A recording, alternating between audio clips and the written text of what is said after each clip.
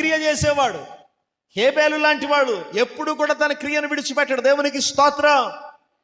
నేను అందుకే ప్రతి మీటింగ్లో చెప్తాను, ఎక్కడికి వెళ్ళిన ఏ సంఘంలో అయినా బలవంత పెట్టి ఏ విశ్వాసిని కూడా దశమ భాగాలు అడగవద్దు. దేవునికి స్తోత్రం. అడగడానికి వీల్లేదు. బలవంత పెట్టి కానుకలు అడగొద్దు. దేవుడు అడిగాడా హేబేల్ని శ్రేష్టమని ఇవ్వమని? పోనీ కయ్యని అడిగాడా? ఎవరు చెప్పారు హేబేలుకి శ్రేష్టమైన ఇవ్వమని? కయ్యను ఇవ్వలేదా? అర్పణ ఇవ్వలేదు అంటారా? కయ్యను ఇచ్చాడు, ఇవ్వలేదా? కయ్యను ఇచ్చాడు, హేబేలు ఇచ్చాడు. కానీ ఇద్దరికీ దేవుడు చెప్పలేదు శ్రేష్టమైన తీసుకురంటారని చెప్పలేదు. అయితే హేబేలు అర్పణ అంగీకరించడానికి, అది సత్క్రియగా నీతిక్రియగా ఎంచడానికి, కయ్యను అర్పణ అంగీకరించకపోవడానికి ఒకటే కారణం. అందులో బలవంతము లేదు. ఒక్కడి జీవితంలో నీతి వర్ధిల్లుతుంది. దేవునికి స్తోత్రం. ఇంకొకటి జీవితంలో అవినీతి వర్ధిల్లుతుంది. ఎవరు దేవుని సన్నిధికి నమ్మకం, ఎవరైతే నీతిగా బ్రతుకుతున్నారో వాడి హృదయంలో ఉంటుంది, నేను కృతజ్ఞతగా నాకు దేవుడిచ్చిన దాంట్లో దేవుడికి ఇవ్వాలన్న కృతజ్ఞత వాడి హృదయంలో ఉంటుంది. ఎవడు అడగట్లేదు వాడిని. దేవునికి స్తోత్రం. ఎందుకని దైవజనుడు బతిమాలాలి? ఎందుకని దైవజనుడు అడుక్కోవాలి? దైవజనులు అడుక్కు తినేవారు కాదే, బెగ్గర్స్ కాదే. ఏమా నువ్వు తెచ్చావా, నువ్వు తెచ్చావా, నువ్వు తెచ్చావా, నువ్వెంత తీసుకురా, నువ్వెంత తీసుకురా, ఎందుకు అడగాలి? కృతజ్ఞత ఒక్కడిలో ఉంటే, వాడు నిజంగా నీతిమంతుడైతే, వాడు సత్క్రియ చేయాలని ఆశపడితే వాడంతటా వాడే తీసుకొస్తాడు. దేవునికి స్తోత్రం. హల్లెలూయా. హేబేలు దేవుడు అడగలేదు. హేబేలు అనుకున్నాడు, నా దేవునికి నేను ఎలాంటివి ఇవ్వాలి? శ్రేష్టమైన ఇవ్వాలి. దేవునికి స్తోత్రం. కయ్యన్ని దేవుడు అడగలేదు. కయ్యన్ని ఇవ్వకపోయినా పర్లేదు, కానీ ఏం తెచ్చాడు? ఇద్దాంలే ఏదో అన్నట్టుగా కొన్ని అలా తెచ్చేసాడు. దేవుడు రిజెక్ట్ చేశాడు. దాని కొరకు కయ్యనుకు కోపం, కయ్యనుకు పగ, హేబేల్ని చంపేశాడు. నీతి నిమిత్తము బైబిలు గ్రంథంలో హింసింపబడిన మొట్టమొదటి వ్యక్తిగా హేబేలు నమోదు చేయబడ్డాడు. అయితే దేవుడు హేబేల్ని విడిచిపెట్టలా. దేవునికి స్తోత్రం. హేబేలు జీవకిరీటం పెట్టుకున్నాడు. హేబేలు జీవకిరీటం సంపాదించుకున్నాడు. అతని రక్తము కూడా భూమిపై నుంచి మొర్రపెట్టినాడు. దేవునికి స్తోత్రం. మరి గమనించండి, రక్తం మొరపెట్టడం ఏంటి అంటే, అతని రక్తములో అణువణువున కృతజ్ఞత దేవుని పైన పొంగి పొర్లుతుంది. దేవునికి స్తోత్రం.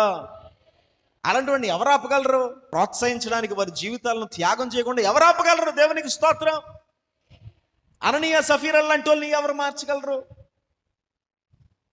ఎదురు చెప్పాడు, అపోస్తులు చెప్పారు, అమ్మా మీ ఆస్తులు అమ్ము తీసుకురండి అని. వారు అబద్ధం చెప్పారు. వారు వాకిట పడి చచ్చారు. వారిని ఎవరు ఆపలేరు. హేబేల్ లాంటి వారిని ఎవరు ఆపలేరు. కనుక దైవజనులు ఎక్కడ కూడా ఏ విశ్వాసిని కూడా బలవంతము చేయనే కూడదు. దేవునికి స్తోత్రం. దైవజనులు అనగా రాజు యొక్క జ్యేష్ఠ కుమారులు. నేను ఎప్పుడు చెప్తాను, దేవునికి స్తోత్రం. దేవుని యొక్క పెద్ద కొడుకులు. దేవునికి మహిమ కలుగునగాక. వాళ్ళకేం తక్కువ? దేవుని వైపు చూస్తూ సేవ చేయగలిగితే సంపూర్ణంగా సంతృప్తిగా వారిని దేవుడు నడిపిస్తాడు. దేవునికి స్తోత్రం. అదే ఫామ్లో నేను పట్టుకున్నాను, అదే పద్ధతిని అవలంబిస్తున్నాను. ఈరోజు దేవుడు నాకేం తక్కువ చేయలేదు. దేవునికి మహిమ కలుగునగాక. కష్టాలు ఉన్న రాజుగల బతికాను. అపోస్తలుడైన పౌలు అన్నట్టుగా హీన స్థితిని ఎరుగుదును, సంపన్న స్థితిని ఎరుగుదును. దేవునికి స్తోత్రం. అలాగే హీన దశలో నేను బ్రతికాను, సంపన్న దశలో బ్రతికాను. ఒకవేళ మళ్ళీ హీన దశలో తీసుకెళ్తే అక్కడ బతుకుతాను, సంపన్న దశలో తీసుకెళ్ళినా అలాగే ఉంటాను. దేవునికి మహిమ కలుగునుగాక. కారణము నా సిరి సంపద అంతా నా యేసయ్య మాత్రమే. దేవునికి స్తోత్రం. ఎవరిని అడుక్కోవాల్సిన పని లేదు, ఎవరి దగ్గర చేతులు పెట్టాల్సిన పని లేదు. నీతి కొరకు హింసింపబడుటకు సిద్ధముగా ఉండాలి. దేవునికి స్తోత్రం. ఒకవేళ నేను ఎవరిని అది ఎవరిది? కయ్యనికి. హేబేలు ఎవరికి ఇచ్చాడు? అది ఎవరి భాగం? అది పాత నిబంధనలో 10వ భాగం, కొత్త నిబంధనలో ఎంత అన్నాడు? వర్ధిల్లిన కొలదే. కృతజ్ఞత ఎంత ఉంటే అంత ఇస్తూ ఉంటావు దేవునికి. దేవునికి స్తోత్రం. హల్లెలూయా. ఎవరికి ఇస్తున్నావు? ఎవరికి ఇస్తున్నావు? దేవునికి ఇస్తున్నావు. దేవునికి స్తోత్రం. మందిరానికి ఇస్తున్నావు, సంఘంకి ఇస్తున్నావు, నిన్ను ఆత్మీయంగా బలపరుస్తున్న నీ నాయకుని జీవనము కొరకు, పోషణ కొరకు ఇస్తున్నావు. ఒకవేళ ఆ విషయాన్ని పట్టుకుని నువ్వు చిన్నబుచ్చుకుని పక్కకి వెళ్ళిపోతే ప్రియ దేవుని బిడ్డ, నాకు తెలిసి మన సంఘంలో అలా వెళ్ళేవారు ఎవరు ఉండరని నమ్ముతున్నాను. దేవునికి మహిమ కలుగును గాక. ఎందుకంటే ఇక్కడ జరుగుతున్న పరిచర్ను మీరు చూస్తున్నారు. కొన్ని లక్షల రూపాయలు చిన్న పరిచర్ నుంచి ఖర్చు పెడుతున్నాం, ఎవరిని అడగకుండా, ఎవరిని చేయి చాపకుండా, మీలో ఎవరిని కూడా అమ్మ చేస్తున్న పరిచర్ ఇది. దేవునికి స్తోత్రం. ఈరోజు పాటల పరిచర్ చేస్తున్నాం, మంచి జరుగుతుంది. ఇది అది జరుగుతున్న ఆ ఖర్చులేంటి? ప్రతి ఆదివారం భోజనాలు పెడుతున్నాం, భోజనాలకి ఎంత అవుతుంది? దేవుని వైపు చూస్తున్నాం, ఎలా పెడుతున్నాం, ఎలాగ ఇస్తున్నాం, దేవుడు ఎలా ఇస్తున్నాడు, నేను ఎలాగ ఇస్తున్నాను అనేది సమాజం అంతా గుర్తిస్తుంది, మీరు చూస్తున్నారు. ఎందుకు చేస్తున్నాం ఇలాగా అంటే, నా దేవుడు అప్పిచ్చేవాడిగా చేస్తానికి అప్పు చేసేవాడిగా విశ్వాసంతో ముందుకెళ్ళిపోతున్నాం. దేవునికి స్తోత్రం. ప్రతి దానిలో ఆయన సహాయం చేస్తున్నాడు, సహాయం చేస్తూనే ఉంటాడు. కాబట్టి దీని నిమిత్తం ఎవరైనా మిమ్మల్ని అభ్యంతరపరుస్తే, ఎవరైనా హింసిస్తే, హేబేలు పొందుకున్నట్లుగా ఆ హింస మీకు మంచిదే. దేవునికి స్తోత్రం. మీరు ధన్యులో, ఎందుకంటే పరలోక రాజ్యము, దేవుడు అన్నాడు, ఈ లోకంలో ధనము సమకూర్చుకొనొద్దు, ఇక్కడ దొంగలు పడతారు, నిశ్చయముగా ధనమునకు రెక్కలు ధరించది, పరలోకములో మీ ధనమును దాచుకోండి, అక్కడ తుప్పు పట్టదు అన్నాడు. దేవునికి స్తోత్రం. హల్లెలూయా. దేవుని మందిరము కొరకు, సభల కొరకు, పరిచర్య కొరకు పెట్టే ప్రతి రూపాయి యొక్క లాభము ఎక్కడుంది? ఎక్కడుంది? ఆయన నోట్ చేసుకోవట్లేదా? ఎవరెవరు ఎంత గుప్పిళ్ళు చెప్తున్నారు ఆయన చూడట్లేదు అంటారా? కొన్ని తగిన ప్రతిఫలం ఎవడా? మోసగాడా? ఇది తాత్కాలికం. ఇక్కడ నువ్వు చేస్తున్న ప్రతి సత్క్రియకు ఎక్కడుంది బహుమానం? అక్కడ ఉంది. ఇక్కడ కూడా నీకేం తక్కువ చేయడు. దేవునికి మహిమ కలుగునుగాక. ఆమేన్. చూడండి, యోహాను రాసిన మొదటి పత్రిక 3వ అధ్యాయం 12వ వచనం. యోహాను రాసిన మొదటి పత్రిక 3వ అధ్యాయం 12వ వచనం. మనము 3వ అధ్యాయం 12వ వచనం చదవాలి. మనము కయ్యేను వంటి వారమై ఉండరాదు. వాడు దుష్టుని సంబంధి అయి తన సహోదరుని చంపెను. వాడతన్ని ఎందుకు చంపెను? తన క్రియలు చెడ్డవియు, తన సహోదరుని క్రియలు నీతి గలవునై ఉండెను గనుకనే కదా. జాగ్రత్తగా దీన్ని గమనించాలి ప్రియ దేవుని బిడ్డ. నా వైపు చూడండి, ఇందులో చాలా ఆత్మీయమైన మర్మం దాగి ఉంది ఈ మాటలో. ఇక్కడ అంటున్నాడు దేవుని బిడ్డలతో, నా వైపు చూడాలి, మనము కయ్యేను వంటి వారమై ఉండరాదు. వాడు దుష్టుని సంబంధి అయి తన తమ్ముడు సత్క్రియ చేసినందుకు వాడిని ఏం చేసాడట? చంపాను కదా. నా వైపు చూడండి. ఇప్పుడు చంపడం అనే మాటను లిటరల్గా మనం పక్క తీసి పెడితే, యేసు ప్రభు మాట్లాడిన మాటను జ్ఞాపకం చేసుకోవాలి. ప్రభు అన్నాడు, మోషే మీకు చెప్పాను కదా నరహత్య చేయకూడదని. అయితే తన సహోదరుని చూసి ద్రోహి అనువాడు అప్పుడే వాడిని ఏం చేసాడట? చంపి ఉన్నాడు. గమనించాలి.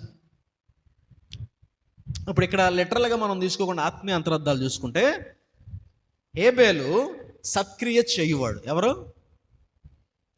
కయ్యేను దుష్టుని సంబంధి. ఎవరు? ఇప్పుడు ఈ దుష్టుని సంబంధి ఏం చేయాలని ప్రయత్నం చేస్తున్నాడు? ఏం చేస్తూ ఉంటాడు? సత్క్రియ చేయవాడిని ఏం చేస్తాడు? చంపుతుంటాడు. మీరు గమనించాలి. సంఘములు కూడా ఈ రెండు మనస్తత్వాలు కలిగిన వారు ఉంటారు.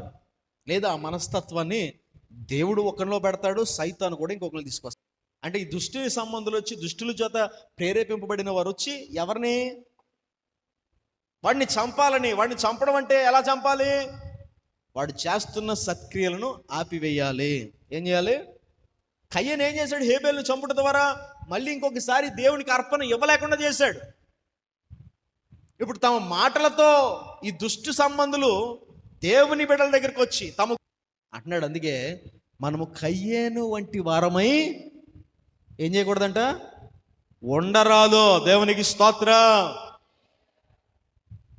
నువ్వు దుష్టుని సంబంధమైన కామ్గా నీ పని చేసుకుని వెళ్ళిపోవాలి తప్ప, దుష్టుని యొక్క ఆలోచనలు నీ మనసులో పెట్టుకుని వాటిని జయించలేక సత్క్రియ చేసేవాడిని కూడా హతమార్చాలని చూస్తుంటే ప్రియ దేవుని బిడ్డ జాగ్రత్త. ఒకవేళ అలాంటి వారి మాటల వల్ల నువ్వు ఇబ్బంది పడుతుంటే, హింసింపబడుతుంటే, సత్క్రియ చేయుచున్న హేబేలా నువ్వు ధన్యుడవు. దేవునికి స్తోత్రం. ఎందుకంటే పరలోక రాజ్యము నీదే, తిరుగులేదు అందులో. సత్క్రియలు చేయడానికి, నీతి క్రియలు చేయడానికి ఎవరైతే పూనుకుంటారో పరలోక రాజ్యము వారిది. ఎవరైతే దుష్టుని సంబంధులై సత్క్రియలు చేసే వారిని పాడు చేయాలనుకుంటారో వారు దేశ దిమ్మరులు అవుతారు. ఏం చేశాడు దేవుడు? కయ్యన్ని చంపలా. ఏం చేశాడు? ఒక ముద్ర వాడి మీద వేసి చెదరగొట్టాడు. ఎవడైతే నీతి క్రియలు చేయడో, సత్క్రియల కొరకు ఆరాటపడ్డో వారు చెదిరిపోతారు. వారు లోకములో దీవించబడినట్లుగా కనబడినా పరలోక రాజ్యంలోనికి వారికి ప్రవేశము లేదు.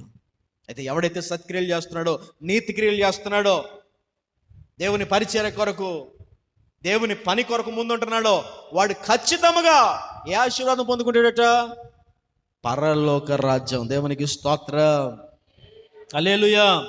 నీతి కొరకు తరమబడిన ఇంకొక వ్యక్తిని మనం చూద్దాం. చూడండి, మొదటి రాజుల గ్రంథం 19వ అధ్యాయము. మొదటి రాజుల గ్రంథము 19వ అధ్యాయము మొదటి 2 వచనాలు.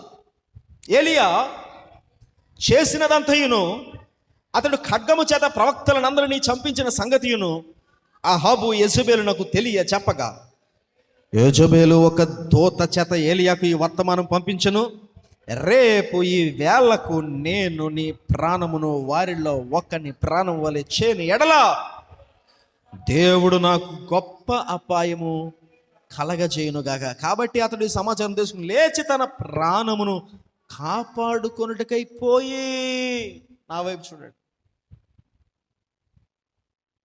ఒక అగ్ని వంటి దైవజనుని పారిపోయేలా చేసింది యెజెబెలు. కారణం ఏంటయ్యా అనంటే, ఏలియా ఏం చేశాడు? అంతకుముందు తన ఖడ్గం పట్టుకొని కరిమేలు పర్వతం మీద దేవుని అగ్నిని దింపి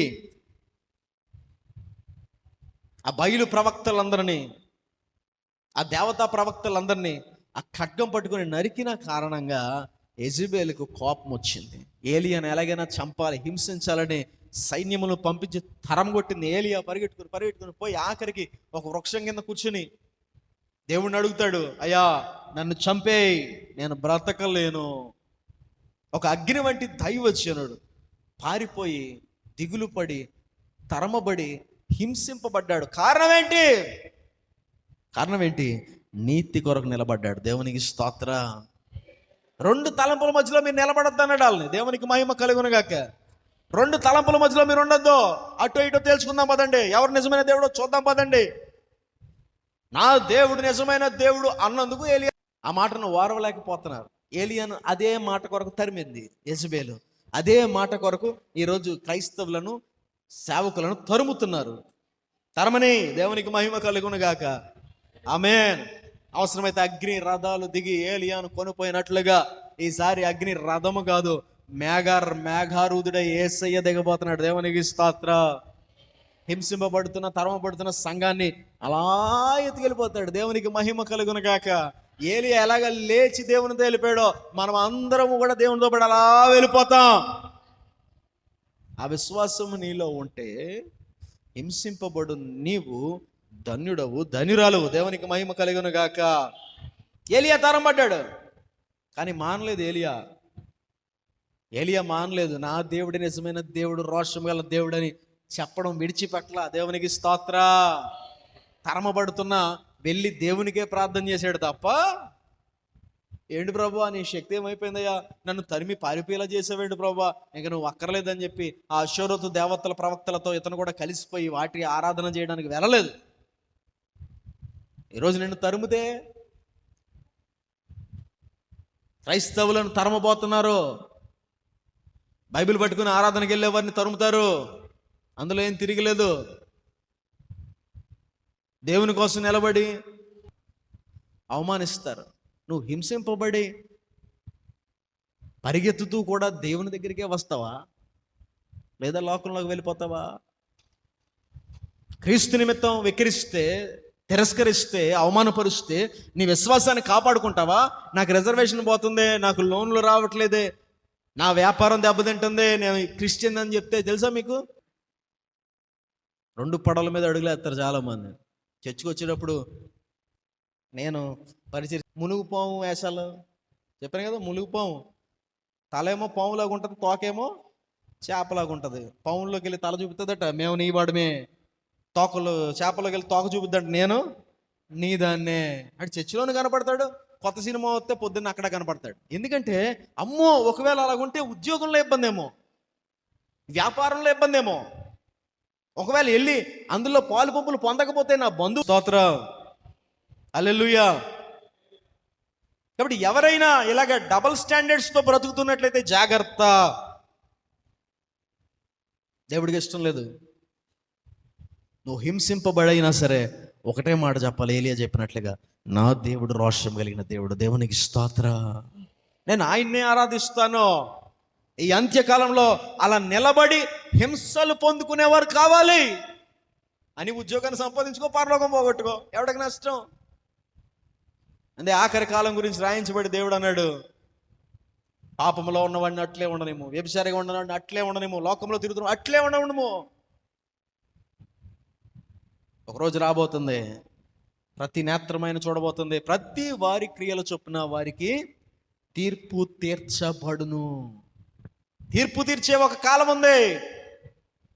నువ్వు చేస్తున్న ఈ 2 రకాల జీవితము, నటన జీవితము, పైకి ఒకలాగా లోపల ఒకలాగా, పశ్చాత్తాపము లేని వాడవై దానవై దేవుని వైపు చూసి స్వస్థత పొందకున్నట్లు హృదయము కొవ్వుతో కప్పబడిన వాడవై దానవై బ్రతుకుతుంటే నీ హృదయ కాఠిన్యము చేత దాని వలన ఖచ్చితంగా నువ్వు తీర్పులోనికి తేబడతావు.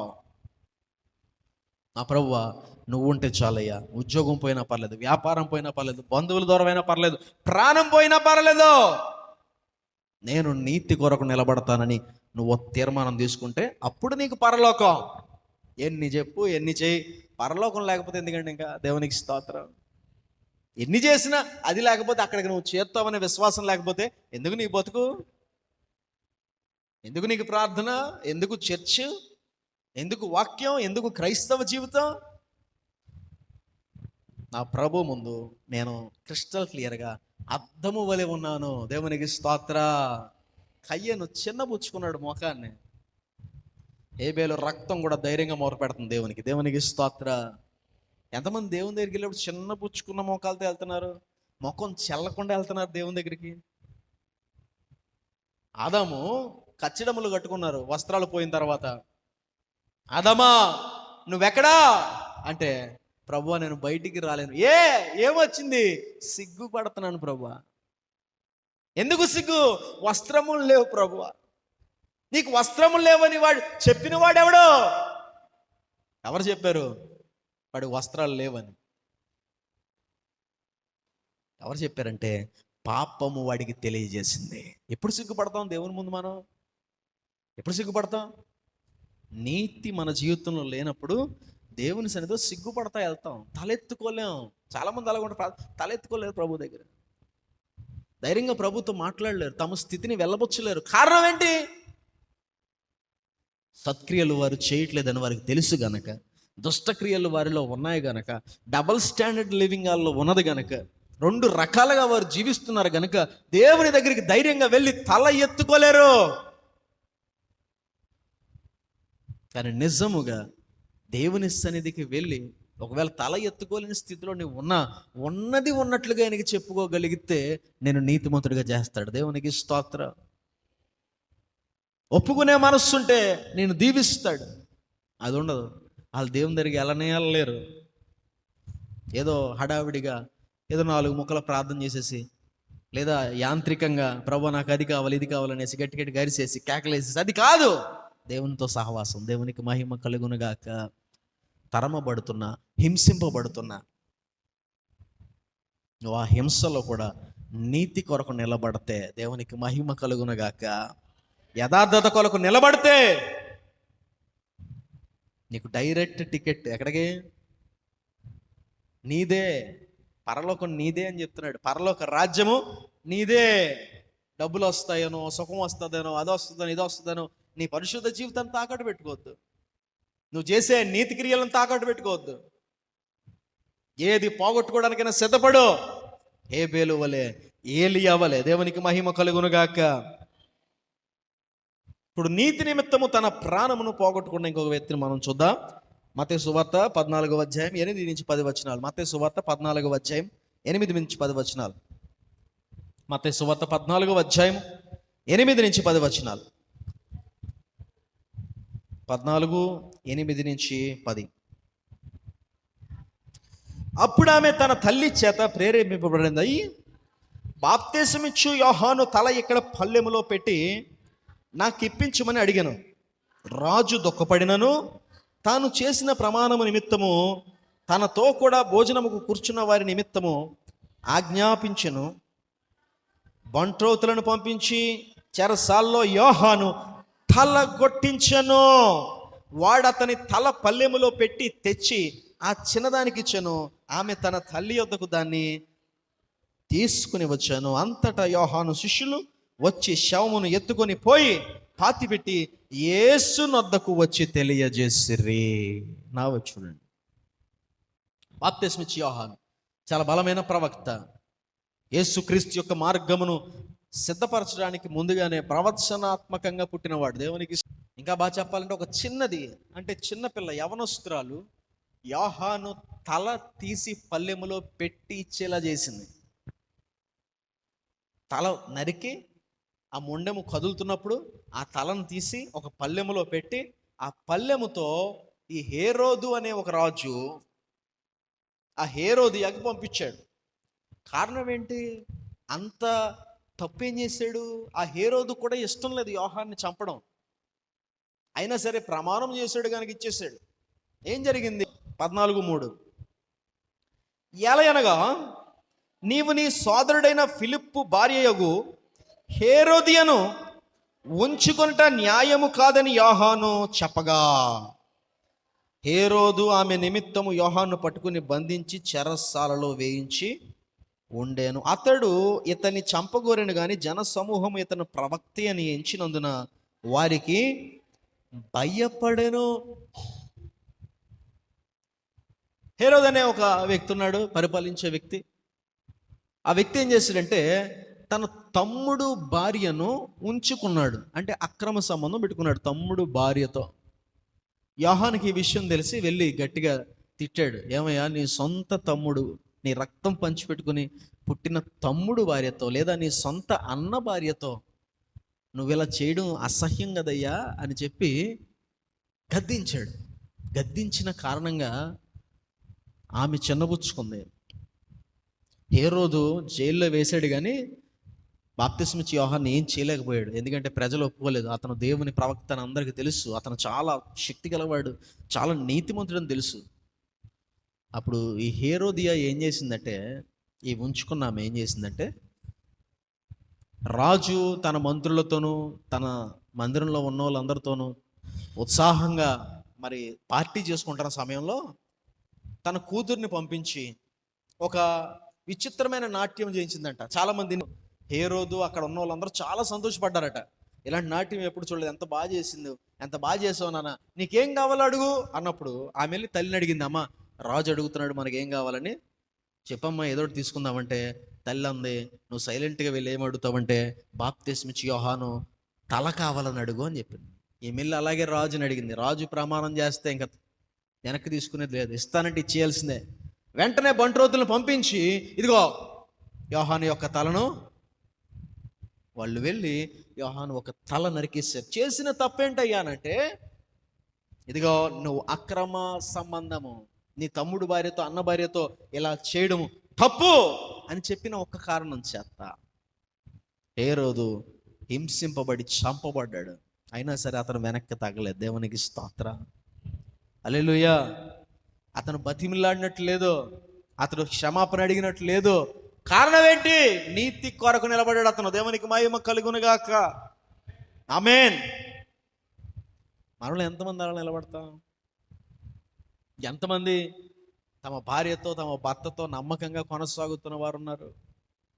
ఒకవేళ అది హింసగా అనిపించిన, ఇబ్బందిగా అనిపించిన, సంతోషము లేదనిపించిన, ప్రమాణపూర్వకంగా కలిసాము గనక మరణము తప్ప మరి మనదిద్దరిని ఏది వేరు చెయ్యలేదని ఒకరినొకరు మోసము చేసుకోకుండా, వంచన చేసుకోకుండా బ్రతుకుతున్న వారు సమాజంలో ఎంతమంది ఉన్నారు? భయంకరమైన పరిస్థితులు సమాజంలో మనం చూస్తున్నాం. నీతి తప్పి చేస్తున్న కార్యాల వల్ల జరుగుతున్న అనార్థాలు మీరు గమనిస్తే తెలంగాణలో జరిగిన ఒక ఇన్సిడెంట్ చాలా మంది హృదయాలను కదిలించి వేసింది. ఎంతమంది చూస్తే సొంత తల్లిని కేవలం 14 సంవత్సరాల కూతురు, ఎంత కూతురు? 14 years. అంటే దానికి ఎంత? 14 years అంటే ఎంత? ఆ వయసు పిల్లకి ఇన్స్టాగ్రామ్లో ప్రేమ ఏంటి? ఇన్స్టాగ్రామ్లో ప్రేమించి ఆడంత వయసు, ఆడు 17 ఏళ్ళు. అంటే ఆడు కూడా మైనర్, మేజర్ కాదు. ఆడు మహా అయితే ఆడు ఇంటర్, ఈ అమ్మాయి 9th, వాడు ఇంటర్. వీళ్ళిద్దరూ ప్రేమించుకుని మన ప్రేమకు తల్లి అడ్డొస్తుంది కనుక ఈ తల్లిని చంపేయాలని ప్లాన్ చేసుకుని ఆ తల్లి పొద్దున్నే పూజ చేసుకుంటుంటే ఆయన పిలిచిందంట. ఆడొచ్చి ఈమెం చేసిందంటే తల్లి తల మీద దుప్పటేసిందట. దుప్పటేగానే ఆడొచ్చి గట్టిగా పట్టుకున్నాడట. పట్టుకోగానే ఈ కూతురు వెళ్ళి రాడ్ తీసుకొచ్చి తల్లిని ఎత్తి మీద దబేలు కొట్టిందట. కొట్టగానే ఆడు పారిపోయాడు భయం వేసి, రక్తం కారుతుంది. తీసి చూస్తే ఇంకా బ్రతికే ఉంది తల్లి, రక్తంలో కొట్టుకుంటుంది కానీ ఇంకా బ్రతికే ఉంది. అప్పుడు మళ్ళీ పరిగెట్టుకుంటా వీళ్ళు. ఈలోపు ఏదో అయిందని చెల్లి వస్తే చెల్లిని అందట అమ్మ పూజ చేసుకుంటుందని వెళ్ళని చెల్లిని పంపించి ఆయన్ని మళ్ళీ పిలిపించి ఇది ఇంకా కదులుతుంది, దీన్ని గొంతుకొయ్యి అని చెప్పి దాన్ని పిలిపించి ఇంట్లో ఉన్న కత్తిచ్చి గొంతు కోయించిందట. తెలుసు, ఇప్పుడు చాలా హత్యలు చూసాం కానీ సొంత కూతురు తల్లిని ప్రియుడితో కలిసి, అది కూడా ప్రేమ అంటే ఏంటో తెలియని. జాగ్రత్త, మీ పిల్లలకి ఫోన్లు ఇవ్వద్దు, ఇన్స్టాగ్రామ్లు ఇవ్వద్దు, ఫోన్ చేతిలోకి వెళ్ళనివ్వద్దు. చంపినోడు తల్లి అంటది. మీరు చూస్తే మీ పిల్లోడు ఇలా చేసాడు కదా, ఏమనుకుంటారు? మా పిల్లోడు అలా చేయడం కరెక్ట్ అంటుంది ఆవిడ. దాన్ని చంపడం కరెక్టే అంటుంది. ఏంట్రా బాబు, ఏంటి సినిమాల్లో అంటే ఎవడిలో నీతి లేదు, నీతిగా బ్రతకాలన్న ఆలోచన లేదు. 100 రూపాయలు ఇస్తావా మర్డరు, 1000 రూపాయలు ఇస్తావా మర్డరు. వాటర్ బాటిల్ కూడా హత్య చేసే వాళ్ళు ఉన్నారు మార్కెట్లో. ఎంతకే? వాటర్ మందు కొనిస్తే హత్య చేస్తారు అంతే, ఇంకా అడిగేం అక్కర్లా. ఎందుకు జరుగుతుంది ఇదంతా అని అంటే ఏమి లేదు. యోహాను తల ఎందుకు కొట్టించబడింది? నీతి కొరకు నిలబడ్డాడు. ఇది అక్రమం అని చెప్పాడు. ఈరోజు క్రైస్తవులు ఎందుకు ద్వేషిస్తున్నారు? సేవకులు ఎందుకు ద్వేషిస్తున్నారు? దేవుని పక్షమును నువ్వేం పొందుకుంటావు? ఏం పొందుకుంటావు? గట్టిగా చెప్పాలి. పరలోక రాజ్యం. దేవునికి మహిమ కలుగునుగాక. ఆమేన్. ఇంకొక వ్యక్తిని నేను చూపించి ముగిచ్చేస్తాను. చూడండి, అపోస్తల కార్యములు 6వ అధ్యాయము. అపోస్తల కార్యములు 6వ అధ్యాయము 7వ వచనం నుంచి మనం చదువుదాం. అపోస్తల కార్యములు 6వ అధ్యాయం 7వ వచనం నుంచి. ఈ వాక్యము ప్రబలమై శిష్యుల సంఖ్య యెరూషలేములో బహుగా విస్తరించెను. మరియు యాజకులలో అనేకులు విశ్వాసమునకు లోబడిరి. స్టెఫను కృపతోను బలముతోను నిండిన వాడై ప్రజల మధ్య మహత్ కార్యములో గొప్ప సూచక్రియలను చేయుచుండెను. అప్పుడు సమాజంలోను, కురేనీయుల సమాజంలోను, అలెగ్జాంద్రియ సమాజంలోను, కిలికియా నుండి, ఆసియా నుండి వచ్చిన వారిలో కొందరు వచ్చి స్టెఫను తిరస్కరించిరి గాని మాట్లాడుటేందో అతడు అగుపరిచిన జ్ఞానమును, అతను ప్రేరేపించిన ఆత్మను వారెదిరింపలేక పోయిరి. 14. ఈ నజరేయుడైన యేసు ఈ చోటును పాడు చేసి మోషే మనకిచ్చిన ఆచారములను మార్చునని వీడు చెప్పగా మేము వింటిమనిరి. సభలో కూర్చున్న వారందరూ అతని వైపు తేరి చూడగా అతని ముఖము దేవదూతవలే కనబడెను. దేవునికి స్తోత్ర. స్టెఫను మీద మోపబడిన తప్పేంటి? ఈ యేసు క్రీస్తు మన ఆచారాలను, మన దేశ విధానాలను, మన పద్ధతులను మార్చేస్తున్నాడని నిందేశారు ఇతని మీద. ఈరోజు క్రైస్తవులను పడుతున్న నిందలయ్యే. ఈ క్రైస్తవులకి వెళితే చాలు ఆచారాలు మారిపోతున్నాయి, పద్ధతులు మారిపోతున్నాయి, ఎప్పటి నుంచో వస్తున్న సాంప్రదాయాలు వీరు చేయరు.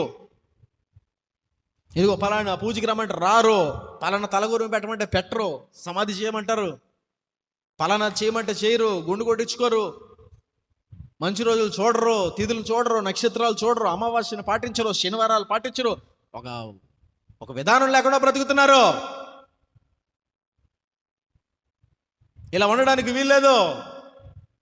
ఈ క్రైస్తవంలోకి ఎవరో వెళ్ళడానికి వీల్లేదు. ఇది ఈరోజు మన మీద వేస్తున్న నింద. అదే స్టెఫను మీద వేసిన నింద కూడా. దేవునికి స్తోత్రం, హల్లెలూయా. అలా వేశారని స్టెఫను చిన్నబుచ్చుకుని తను పారిపోలేదు, అక్కడి నుంచి వెళ్ళిపోలేదు. ఏం చేశాడు? 7వ అధ్యాయం అంతా మీరు చూసినట్లా మొత్తం వివరిస్తూ వస్తాడు. ప్రధాన యాజకుడు అడిగాడు 7:1 ప్రధాన యాజకుడు ఈ మాటలు నిజమేనా అని అడిగాను. అందుకు స్టెఫను చెప్పినదేమనగా, సహోదరులారా, తండ్రులారా, వినుడి. మన పితరుడైన అబ్రహాము హారానులో కాపురం ఉండక మునుపు అక్కడి నుంచి, అంటే అబ్రహాము దగ్గర నుంచి యేసుక్రీస్తు వరకు చరిత్ర అంతా చెప్పేసాడు విషయం. ఇదిరా పరిస్థితి. మనం ఇది వరకు చెదిరిపోయాం. అప్పుడు పద్ధతులను యేసు ప్రభు వచ్చి మార్చేశాడు, దానికి సంపూర్ణ రూపం ఇచ్చాడు. ఇంకా మనం అలా ఉండకూడదు, బలులు ఇంకా మనకు అక్కర్లేదు, ఆచారాలు మనకు అక్కర్లేదు, లోక మర్యాద ప్రకారంగా మనం బ్రతకక్కర్లేదు. యేసు ప్రభువే ఒక్కసారి మన కొరకు శిలువ మీద రక్తము కార్చి బలిని సమాప్తపరిచాడు. ఆయనే బలిగా మారాడు. దేవునికి స్తోత్రం. మన కొరకు రక్తం కార్చిన రక్తంలో కడగబడితేనే పరలోకం. నాయనా, మీరు ఆ విషయం తెలుసుకోనక తెలియదని ఆరాధిస్తున్నారు. తెలియజెప్పిన యేసుని నేను ప్రకటిస్తున్నానని చెప్పి మొత్తం ఇంటికి వెళ్ళిన తర్వాత 7వ అధ్యాయం నుంచి చదవండి అందరూ కూడా. ఎంత అద్భుతంగా ఒక అధ్యాయంలో సువార్తను ప్రకటించాడండి. చరిత్ర మొత్తం ఉంటుంది, బైబిల్ చరిత్ర అంతా ఒక్క 7లో చెప్పేశాడు. బైబిల్ అంతా షార్ట్గా తెలుసుకోవాలి ఒక 10 నిమిషాల్లో అంటే ఈ అపోస్తల కార్యములు 7వ అధ్యాయం చదవాలి. మీరు ఇంటికి వెళ్ళిన తర్వాత మొత్తం చెప్పేస్తాడు. యేసు అబ్రహాం మొదలుకొని యేసు ప్రభు వరకు ఏమేం జరిగిందో ఏంటో మొత్తం. ఎంత అద్భుతమైన సంగతి. దేవునికి మహిమ కలుగును గాక. చెప్పిన తర్వాత ప్రియ దేవుని బిడ్డలారా, వారందరూ ఒప్పుకోలేదు. చూడండి 54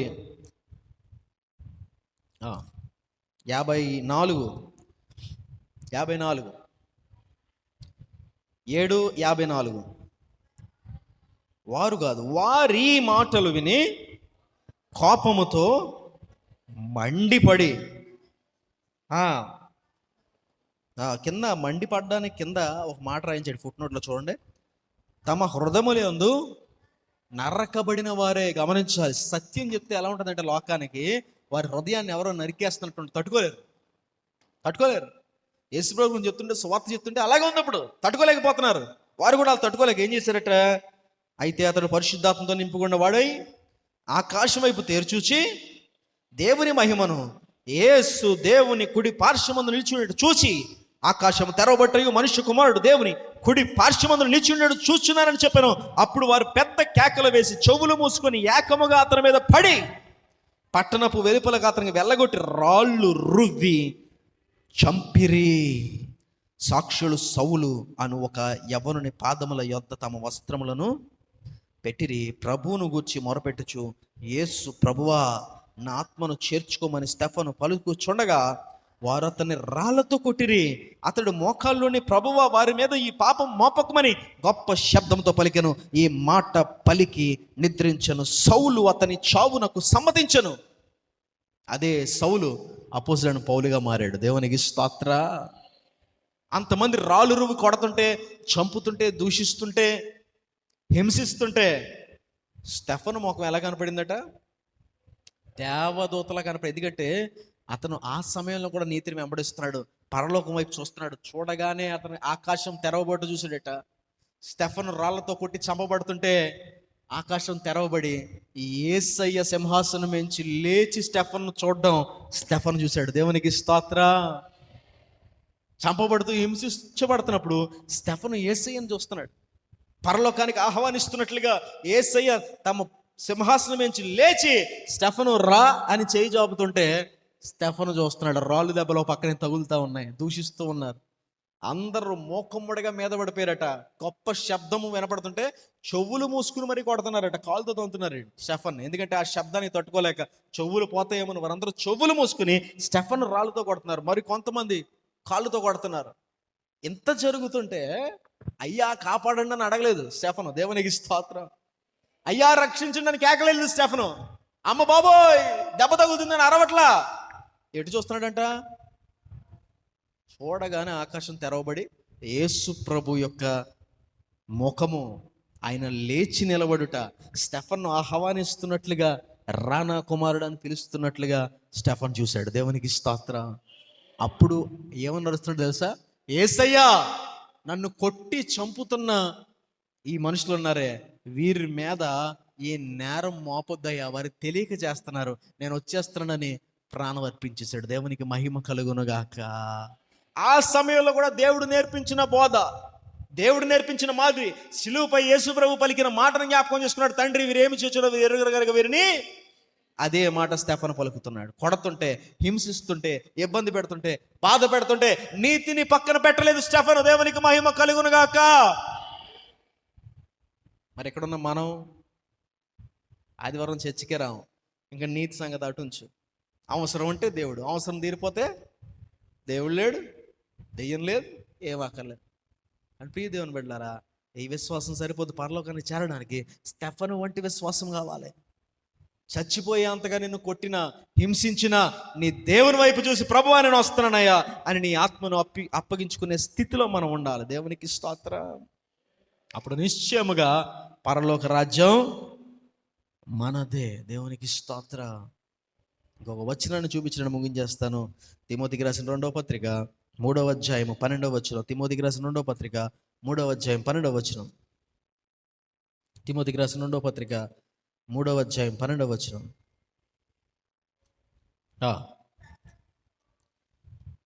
3:12. క్రీస్తు యేసునందు సద్భక్తితో బ్రతుకు నుద్దేశించు వారందరూ హింస పొందుదురు. దేవునికి స్తోత్రం. Those who want to live for a godly life will be persecuted. Those who desire to live a godly life, అంటే దేవుణ్ణి పోలి జీవించు ప్రతి ఒక్కరు ఏం పొందుకుంటారట? ఏం పొందుకుంటారు? హింస. నువ్వు దేవుణ్ణి పోలి జీవిస్తున్న కొలది అనేక రకాలుగా పొడవబడతావు, వెక్కిరించబడతావు, దూషించబడతావు. నీ కుటుంబం నీకు దూరం అయిపోద్ది, నీ బంధువులు నీకు దూరం అయిపోతారు, నీ స్నేహితులు నీకు దూరం అయిపోతారు. నీ పెద్ద కుటుంబంలో నువ్వు ఒక్కడే ఒంటరిగా మిగిలిపోతావు. అనుభవిస్తూ చెప్తున్నాను ఈ మాటలు. స్నేహితులు దూరం అయిపోతారు. అనుభవిస్తూ చెప్తున్నాను ఈ మాట. దూరం అయిపోయారు. ఒంటరి వాడిని అయిపోయాను. కానీ దేవుని కలిగి ఉన్నాడు ఎప్పుడు ఒంటరివాడు కాదు. దేవునికి స్తోత్రం. ఒంటరివాడు 1000 మంది అవుతాడు.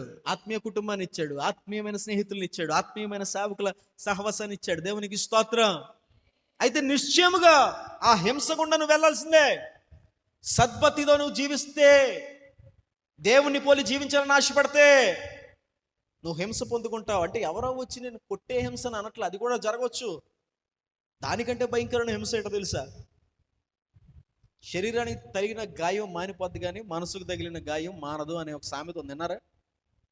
క్రైస్తవులు అనుభవించే, విశ్వాసాలు అనుభవించే భయంకరమైన హింస కొరడాలతో కొట్టడం, సూదులతో కొచ్చడం కాదు, హృదయానికి తగులుతాయి గాయాలు. సద్భక్తితో ఎవడైతే జీవించాలనుకుంటున్నాడో వాడి హృదయం కొయ్యబడుతుంది, నరకబడుతుంది. బంధువులు దూరం అవుతారు, స్నేహితులు దూరం అవుతారు, ప్రేమించిన వారు దూరం అవుతారు, సహవాసం దూరం అయిపోతుంది, సుఖాలు దూరం అయిపోతాయి. ఎన్ని రకాలుగా మనసు బాధపడాలో నమ్మిన వారు దూషిస్తారు, ప్రేమించిన వారు గేలి చేస్తారు, వెక్కిరిస్తారు. ఎవరినైతే మనం నమ్ముతామో వారు వెన్నుపోటు పొడుస్తారు. ఇలాంటి చాలా జరుగుతాయి. ఎవరికి జరుగుతాయి ఇది? ఎవరైతే క్రీస్తును పోలి నీతిగా జీవించాలని ఆశపడతారో వారు ఖచ్చితంగా హింసింపబడతారో. దేవునికి స్తోత్రం. నాకే హింస లేదండి, నేను చాలా బాగున్నానంటే వెరీ సింపుల్ ఆన్సర్ ఏంటంటే, నువ్వు క్రీస్తుని పోలి జీవించట్లేదు కాబట్టి నీకు అంత బాగుంటుంది. ఏంటది? నువ్వు క్రీస్తుని పోలి జీవించట్లేదు కనుక నీకు అంతా బాగుంటుంది. నిన్నెవడో ఇక కదపడో, నిన్ను కదిపేవాడు లేడో. ఎప్పుడైతే క్రీస్తుని పోలి జీవిస్తావో ఖచ్చితంగా ఏం జరుగుతుంది? నీకు అందరూ ఒకరి తర్వాత ఒకరు దూరం అయిపోతూ ఉంటారు. ఒకరి తర్వాత ఒకరు నిన్ను బాధిస్తూ ఉంటారు, నిన్ను హింసిస్తూ ఉంటారు. ఖచ్చితం. ఒక మంచి మాట బైబిల్ గ్రంథంలో ఉంది. అదేంటనంటే, లోకముతో కలిసిన వారిని లోకం ప్రేమిస్తుందట. దేవునికి స్తోత్రం. అయితే దేవుడు మనలను లోకము నుంచి వేరు చేశాను గనుక లోకము మిమ్ములను ద్వేషించును అని రాయించాడు. ఏం చేస్తుందట లోకం మనల్ని? క్రైస్తవులు లోకం అంతా ఎందుకంటే ఇంత ద్వేషం, లోకంలో దేవుని బిడ్డల మీద ఎందుకంటే ఇంత ద్వేషం అంటే వాక్యం ఎప్పుడో చెప్పబడింది. లోకంలో నుంచి మనం వేరు చేయబడిన వారిని కనుక లోకం వల్ల ఏం చేస్తుంది? ద్వేషిస్తుంది. ద్వేషించాలి. అప్పుడే నువ్వు నిజమైన క్రైస్తవుడు అనడానికి ఒక రుజువు. అదొక రుజువు. నన్ను ఎవరో లోకం ఎవరిని ద్వేషిస్తుంది? దేవుడు పిల్లలను ద్వేషిస్తుంది. దెయ్యం పిల్లలను లోకం, దెయ్యం పిల్లలందరూ లోకంలో సంతోషంగా ఉంటారు. దేవుడు పిల్లలందరూ ఏం పొందుకుంటారు? చెప్పాలి గట్టిగా. ఏం పొందుకుంటారు? హింస. ఏం పొందుకుంటారు? హింస. దెయ్యం పిల్లలందరూ లోకంతో స్నేహం పొందుకుంటారు, లోకంలో వర్ధిల్లుతారు. దేవుని బిడ్డలు బాధపడతారు, వారికి అందరూ దూరం అయిపోతారు, ఒంటరి అయిపోతారు. కానీ ఆ ఒంటరి వాడిని 1000 మందిని దేవుడు చేస్తాడు. దేవునికి స్తోత్రం. దేవుని చేత వాడు హెచ్చింపబడతాడు. దేవుడు వాడిని కనపరుస్తాడు. పరలోకం వాడి కొరకు తెరవబడుతుంది. పరలోక రాజ్యము వాడి కొరకు తెరవబడుతుంది. దేవునికి మహిమ కలుగునుగాక. కాబట్టి ప్రియ దేవుని బిడ్డలారా, నీతి నిమిత్తం హింసింపబడటకు సిద్ధంగా ఉండండి. దాని ద్వారాగా మనం పొందుకునే బహుమానము పరలోక రాజ్యమును, స్వాస్థ్యము. దేవుడి అట్టి కృప మీకు, నాకు, మనందరికీ అనుగ్రహించునుగాక. మోకరించుదాం, ప్రార్థనలోకి బిద్దాం. సిద్ధపడిన వారు